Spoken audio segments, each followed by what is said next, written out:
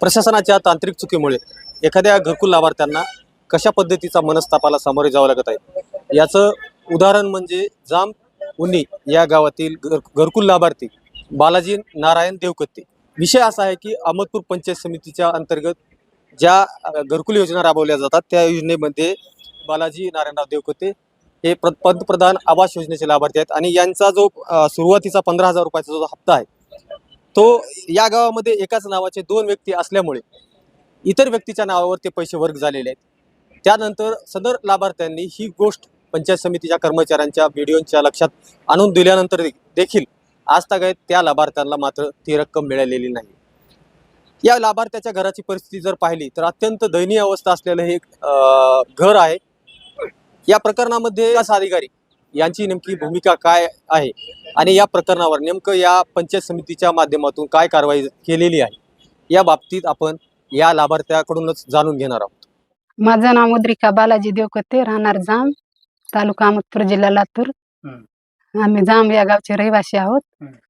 आम्हाला घरकुल पाहिजे म्हणून आम्ही फॉर्म भरला। फॉर्म ते वरून मंजुरी झाल्या, पण ते एक नाव असल्यामुळं दुसऱ्या माणसाच्या खात्यामध्ये पैसे गेलेत। पहिला हप्ता त्याला पडलाय। ते हप्ता पडल्यावर आम्हाला नंतर माहिती झालं। आम्ही चौकशी 15 चक्रा केल्या त्या तहसीलला, तर नंतर कळालं की ते पैसे दुसऱ्याच्या खात्यावर गेलेत। मग त्या ठिकाणी कांबळे सर होते, त्याच्याजवळ जाऊन चौकशी केली। ते म्हणले तुम्हाला पैसे पडलेत म्हणून आम्हाला त्याने रिटर्न 10 वेळा केलं। हे पहिला जे हप्ता पडला ह्याला अंदाजे किती दिवस झाले? म्हणजे हे पहिला हप्ता होता म्हणजे जानेवारी मध्ये पडला, गेल्या वर्षी। म्हणजे हे किती 25 हा हो। मग तेव्हापासून तुम्ही 2024 ला पडलाय, 2 वर्षापूर्वी पडलाय पहिला हप्ता। हा, मग तेव्हापासून ह्या तुम्ही गोष्टी तुमच्या लक्षात कधी आलं? आमच्या लक्षात सगळेला पैसे पडले, मग आम्हाला आमचं कसं काय पैसे पडले नाहीत म्हणून आम्ही चौकशी केली। पण ते लोक म्हणायला लागले तुम्हाला पडलेत पैसे, तुम्ही असं कसं करायला, तुमच्या खाते चेक करा। मग आम्ही अकाउंटला काढून ते स्टेटमेंट काढली, मग त्याच्यावर चेक केलं, मग ते पैसे दिसले नाहीत। परत सरांना सांगितलं आम्हाला पैसे चालले नाहीत म्हणून। परत अर्ज दिला, ते म्हणले आम्हाला अर्ज द्या। मग ते अर्ज पण दिला।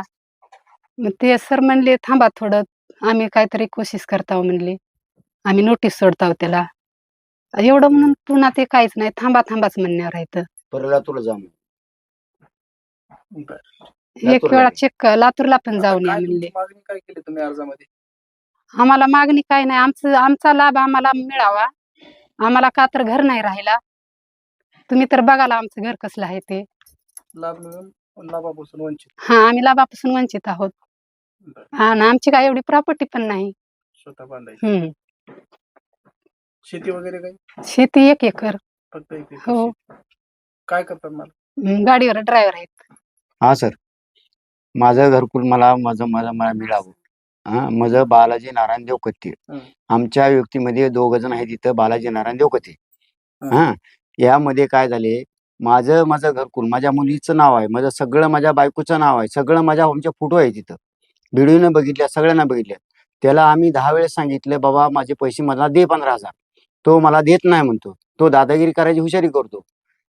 मीटिंग मध्ये आम्ही नारायण केरले, पोलीस पाटील होते, गावचे सरपंच होते, गावचे नागरिक होते, सगळ्याला मी सांगून सगळ्यांना मला काहीच नाही। त्यानं मला मी पैसे देत नाही, पुढचा हप्ता देत नाही। त्याला म्हणलं हे देऊ नको, तर माझं बघ म्हणलं पुढचा हप्ता मला दे, मी घराचं काम चालू करतो। मटेरियल आणून टाकले, मी विटा आणल्यात, रेती आणली आहे, पुढचा हप्ता पडला तर दे, तो बी देत नाही म्हणतोय सर। मग आम्ही काय करायचं सांगा? आमचं घर बघितलं तर असं आहे की असं एकदम पडीक घर आहे, कच्चं घर आहे। आम्ही 10 वेळेस सांगतो त्याला बाबा मला माझे पैसे दे, तो ऐकत नाही माणूस। बिडूरी साहेबाला सांगितलो, तहसीलमध्ये गेलो, ग्रामपंचायत मध्ये गेलो, लातूर पण मॅडम पर्यंत गेलो मी।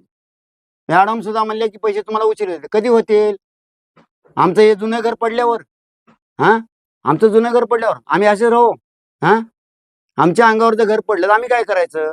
तुम्ही घराची पूर्ण चौकशी करा ना। खरेच कुणा सगळं माझं दाखवायला रेकॉर्डिंग टोटल माझ्या बायकोची फोटो आहे, माझी फोटो आहे, माझ्या मुलीची फोटो आहे। मग याला 15,000 कोण केले? हे कोणाचं काम आहे? शासनाचं काम आहे का नाही? हे शासनाचं काम आहे नाही? टोटल आम्ही काय केलं तुम्ही? आमचे कागदपत्र सगळे ओके आहेत. मग ह्याच्या नावावर कसे पैसे पडले? हा, हे पंचायत समितीचं आहे का नाही? हा, हे तहसीलदारचं काम आहे, ग्रामसेवकाचं काम आहे का नाही?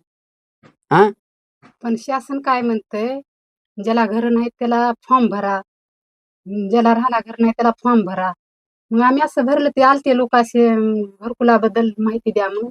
आम्ही फोटो काढून दिला 2016 मध्ये. हम्म. आणि घराची वाट बघायला किती दिवस झालं. 16 पासून घर नाही तुम्हाला? नाही. नाही सर, त्याच घरामध्ये राहता. ह्याच घरामध्ये. मग त्याच्यानंतर दुसऱ्या जे बालाजी देवकते आहेत, हा. तुमच्याच नावाचे बालाजी नारायण देवकते, त्यांच्यानंतर त्यांना घर मिळाले? तेच मला मिळालं, तेच घर तर नाही आले. म्हणजे प्रत्येक वेळी असंच झालंय प्रत्येक वेळी 16 पासून? हा, प्रत्येक वेळी असते सर. म्हणजे एकूण 3 घर पण आम्ही त्याच्या- म्हणलं होतं त्याचं जर असलं तर त्याला येऊ द्या, आम्हाला दुसरं येईल. हा हा. मग आम्ही चौकशी केली, अर्ज दिला सरांना. हम्म. तर चौकशी केली तर तिथं आमचा सगळा प्रूफ दाखवायलाय. हम्म, हम्म. मग ते सर आता काय हे म्हणते, चौथ्यांदा तुमच्या नावाचे पैसे सुद्धा त्यांच्याच? तणच खालय. मग ते सांगा आता काय ते करायचं सर? म्हणाले, आता तुमच्या गोडीनं जर होत असलं, तुमच्या भावकीचा संबंध आहे, हा. तुम्ही बोलून बघा. कोण म्हणते? चार माणसं जमा हे करा. कोण म्हणतात माहितीये का? ग्रामपंचायत वालं. हम्म. जे सर्वे करा येणार ते साहेब लोक. इथं 2 वेळा, आमच्या 2-3 वेळा फोटो काढून गेल्या, अशाच फोटो काढून गेल्या. होत असलं तर तुम्ही होता काढून म्हणा, घ्या. सगळं होता म्हणते. काय होता? सगळं त्यालाच जाते का? हा, आणि आमचा सगळा प्रूफ दाखवला, आमचे फोटो दाखवले सर. या सगळ्या गोष्टीचे तुम्ही काल रीतसर तुम्ही एक रीतसर. अर्ज दिलेला आहे. दिलेला अर्ज. काय अर्जामध्ये मागणी काय केली? अर्धा माझी मागणी, माझं घरकुल मला मिळावं, माझे पैसे मला दोन्ही मिळावं. नावाचे व्यक्ती एका नावाचे व्यक्ती 2 आहेत. हम्म, आणि आधार कार्ड अलग अलग आहे. नंबर पण टाकून दिलेत आम्ही आधार कार्डाचे. हम्म. माझं म्हणणं सर, आधार कार्ड नंबर तर दोघांची एक नाही, बरोबर आहे. हो. खाते नंबर तर एक नाही. हो. मग कसं काय पैसे गेले? ही चुकी कोणाची आहे? तुमच्या लोकांची आहे ना. हम्म. हा, चुकी कोणाची आहे? तुमच्या लोक चुकी आहे ना. म्हणजे आम्हाला लाभ भेटून आम्ही वंचित आहोत.